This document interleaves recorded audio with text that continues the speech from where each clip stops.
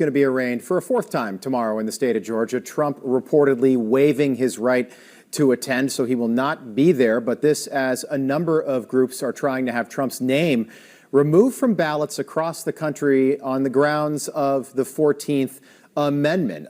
This happening, not surprisingly, in blue states. Joining us now, David Schoen, who represented the former president during his second impeachment, back with us on this Tuesday. David, we'll start with you. Take us through what these Democrats in blue states are trying to do. Let's say Trump's the nominee. They could theoretically keep his name off the ballot. That's their theory. A lot of this is based on a recent law review article in the University of Pennsylvania Law Review by a couple of conservative scholars who make a serious argument. They just happen to be wrong, with all due respect. The 14th Amendment, as you know, Section 3, provides that one who engages in insurrection, rebellion, or gives comfort or support to those who do can be barred from holding public office.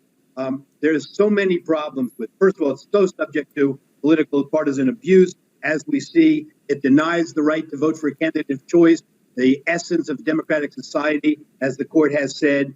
Article 2, Section 1 of the Constitution provides the exclusive qualifications for president. 35 years old, 14 years resident of the United States, American born. There's a statute providing for insurrection and the penalty, 18 U.S.C. 2383. The prosecutors have decided not to charge President Trump with that specifically. There's a question whether that even would apply to the president in the first place, in my view. All of this ignores that we had an impeachment trial over this very issue, and that President Trump won that. That was the process in place for that. That's the constitutional process. You would know, sir, you represented him in that. David, the prosecutors in all four of these cases against Trump say they want a speedy trial. Why do you think that is? I think they want to rush to, first of all, prohibit him from having a proper defense in the case. And secondly, for political purposes. I think it's not coincidental that they were all brought at the same time. I want to just back up 1 second real quickly. Sure. Your guest is 100% right.